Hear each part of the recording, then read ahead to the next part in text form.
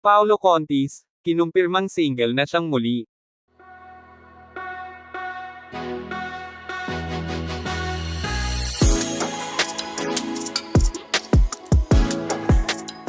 Si Paolo Contis na siguro ang isa sa pinaka-kontrobersyal na artista sa ngayon, at nitong nakaraan nga lamang, ang espekulasyon ng karamihan ay kinumpirma na mismo ng aktor na si Paolo Contis, na siya ay single na muli. Matatandaan na naging maingay ang issue, na ang dahilan ng hiwalayan nina LJ Reyes at Paolo Contis ay dahil nga daw sa issue ng third party, at ang itinuturong involved nga sa isyung ito ay walang iba kundi si Yen Santos.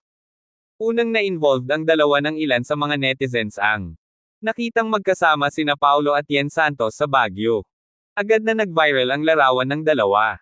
Ngunit sa pagtatanggol ni Paolo, nag-Baguio lamang daw sila ni Yen as a friend. Hanggang sa mga sumunod pa na buwan ay nakumpirma din ni Paolo sa wakas na naging sila na nga ni Yen Santos, ngunit nitong mga nagdaang buwan ay napansin na ng ilan sa mga netizens, ang pagkaka-delete ng birthday greetings ni Yen, para sa aktor na si Paolo Contis, na siya namang nagbigay ng espekulasyon sa mga netizens na naghiwalay na nga ang dalawa. Sa kauna-unahang pagkakataon ay naisa-publiko na ni Paolo Contis ang kanyang relation status. Sa isang segment nga ng Fast Talk with Boy Abunda, kasama ni Paolo ang co-host nito sa Bubble Gang na si Kokoy De Santos, at dito ay natanong sila ni Boy Abunda kung single ba sila or taken. Unang sumagot si Kokoy na siya daw ay single, at agad naman itong sinundan ni Paolo at inaming siya daw sa ngayon ay single din. Matatandaan na na-link din ang aktor na si Paolo Contis sa kanyang co-host sa noon time show na Itbulaga, at ito ay si Ara San Agustin.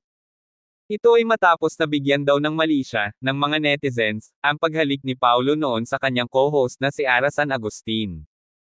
Ipinagkibit-balikat lamang ni Paolo noon ang issue. Bahagi lang daw iyon ng sketch ng kanilang segment sa show sa Itbulaga. Matatandaan na sa kabila ng issue nila ni Ara San Agustin ay tahasang inamin ni Paolo Contis na sila pa din ni Yen Santos hanggang sa mga panahong iyon.